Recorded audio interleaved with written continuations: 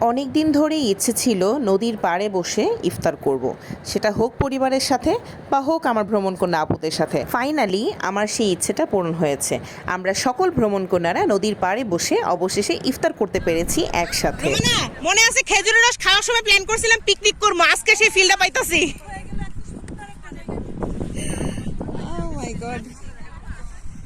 আজকে সকল ভ্রমণকন্যা আপুরা এখানে আসছে, আমরা নদীর পাড়ে বসে ইফতার করতেছি। সো যারা আসে নাই তারা অনেক মিস করছো, তাদেরকে আমরা খুব মিস করতেছি। যদি আসতা, দেখো কত সুন্দর একটা ভিউ, আমরা নদীর পাড়ে বসে ইফতার করতেছি। ভাবা যায় এত সুন্দর একটা পরিবেশ, এত সুন্দর একটা বিকেল, এত সুন্দর একটা রোজার দিনে আমরা এত সুন্দর একটা ইফতার করতেছি। সো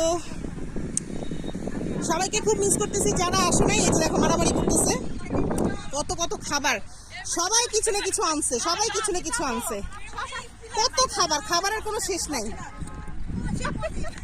আচ্ছা সানিয়া আপু, আইটেম কি অনেক হয়ে গেছে?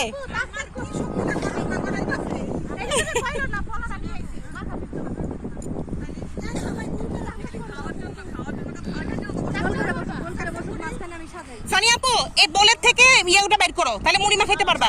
তরমুজটা বের করে ফেলো। রোমান একটু ধর, সোনা তরমুজটা বের কর, তরমুজটা বের করলে মুড়ি মাখাইতে পারবো।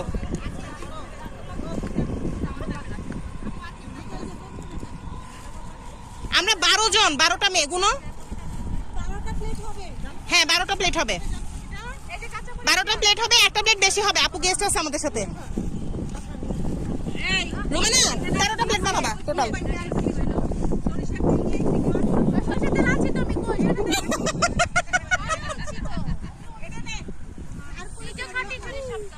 বই সব ফালাই দে, সব ফালাই দে।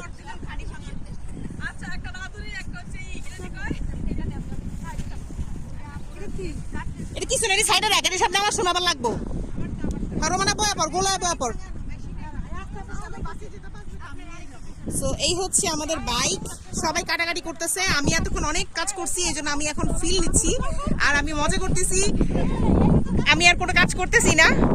আমাদের আরো কিছু আপুরা চলে আসবে, ওরা জ্যামের মধ্যে আছে।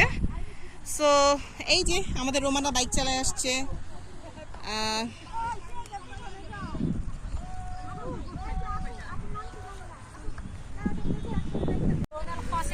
আমরা সকলের জীবনের সুখী এবং সমৃদ্ধি কামনা করি। সবাই যেন তার পরিবার পরিজনদের নিয়ে যেন আমরা ভালো থাকি, সুস্থ থাকি, এই দোয়া। এবং আমরা ভবিষ্যতে যেন নিরাপদভাবে রাইড করতে পারি এবং আমরা নতুন নতুন জায়গা এক্সপ্লোর করতে পারি। আমরা আমাদের মেয়েদের যে স্বপ্নগুলো আছে, আমরা যেন সেটা পূরণ করতে পারি, আমরা যেন একসাথে পথ চলতে পারি, সৎ এবং নিষ্ঠার সাথে।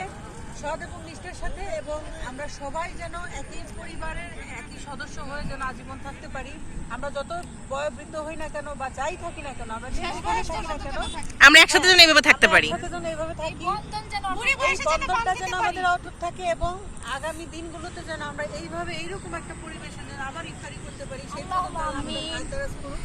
এবং সেই পর্যন্ত আমরা সুস্থ থাকি। এবং আল্লাহ আমাদের সবারকেই সুস্থতা দান করুক। আমাদের বৃদ্ধ মা বাবা যারা বেঁচে আছেন, তাদের জন্য আমরা আল্লাহর দরবারে ফুরে জানাই যে তাদের যেন সুস্থভাবে থাকে। এবং যারা গত হয়ে গেছেন, তাদেরকে যেন আল্লাহ এই উসিলায় তাদেরকে ব্যস্ত নসিব দান করেন। তো এটা আমরা সবাই বলি যে রব্বির হামুমাত আমার।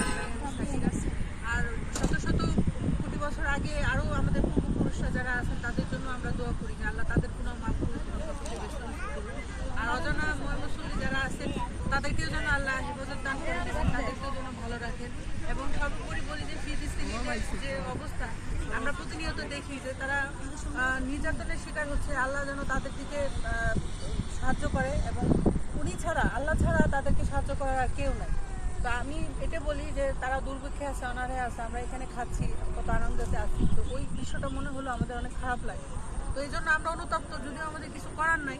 তারপরে এই ক্ষুদ্র হৃদয়ে আমরা অন্তরের অন্তঃস্থল থেকে আমরা চাই যে আল্লাহ তাদেরকে একটা ভালো সঠিক পথ দান করুন, এবং তারা সকল শিশু এবং বয়োবৃদ্ধ ব্যক্তিরা যেন ভালো মতো থাকতে পারে। তো যাক, আমরা ইফতারের সময় হয়ে গেছে, তো আমরা আল্লাহর কাছে এটাই দোয়া করি যে আমাদের এই উসিলায় যেন আমাদের দোয়াটা কবুল হয়, এবং ভবিষ্যতে যেন আমরা আরো ভালো কোনো কাজ করতে পারি, ভালো কোনো উদ্যোগী নিতে পারি। এই আশাটা ব্যক্ত রেখে আমি